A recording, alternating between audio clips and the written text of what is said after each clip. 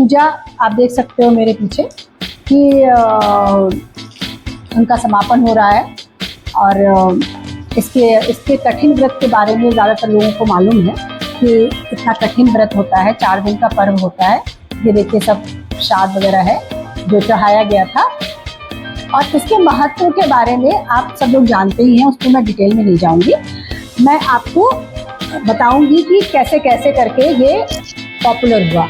इसमें पहले तक छठ पूजा उत्तर भारत का पर्व नहीं था, लेकिन दुहाई दीजिए टेलीविज़न की, सोशल मीडिया की, फिल्मों की कि ये त्यौहार भी फैल के उत्तर भारत तक आ गया और अब यहाँ भी पूरे धूमधाम से मनता है। मैं लखनऊ में बैठी हूँ और देखिए मेरे पीछे कितने अच्छे से छठ पूजा का आयोजन किया गया। कल बारिश और उसकी वजह से मैं नहीं शामिल हो पाई थी और इसलिए मैं आज आई हूँ इसमें प्रसाद ग्रहण करने।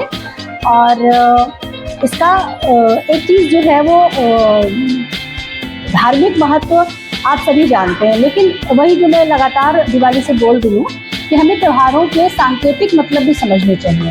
देखिए, सरोवर में खड़े होकर पूजा करना, सूर्य को अर्घ देना और ये मौसमी फल और फूल ये भगवान को अर्पित करना, ये किस चीज़ के द्योतक हैं? ये बताते हैं कि सूर्य हमारी ऊर्जा का केंद्र है, पृथ्वी का ऊर्जा का केंद्र है। केवल मनुष्य नहीं, जीव जंतु प्रकृति सब कुछ सूर्य पर निर्भर करती है, सूर्य की रोशनी पर, इसलिए सूर्य की पूजा की जाती है।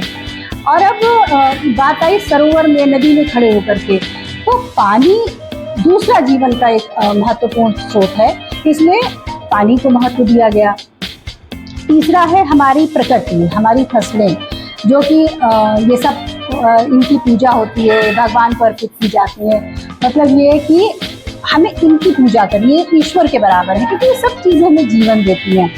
अब धार्मिक महत्व के साथ अगर हम इस छठ पूजा को पर्यावरण संरक्षण और अपने नदियों के, सरोवरों के पुनरुद्धार की प्रतिज्ञा करें, तो शायद इन व्रतों का और इन त्योहार का कुछ महत्व ज़्यादा हो जाएगा कि हम अपनी चीज़ों को बचाएं, अपने तालाबों को, अपने सरोवरों को, अपनी नदियों को गंदा न करें। अगर हम शुद्ध नहीं कर सकते तो हम कम से कम गंदा न करें।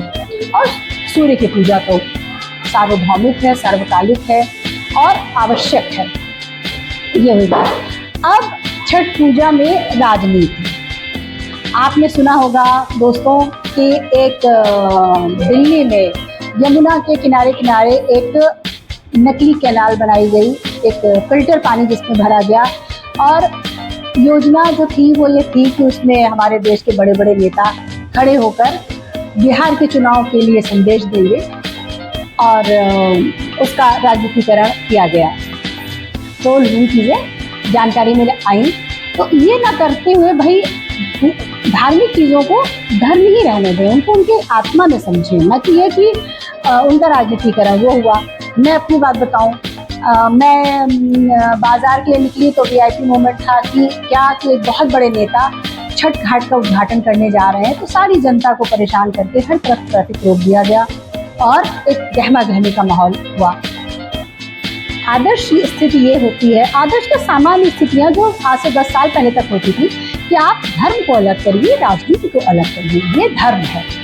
तो इसी के साथ छठी मैया सबका कल्याण करें। हमने धार्मिक, राजनीतिक सभी पहलुओं की बात की और जय छठी मैया की।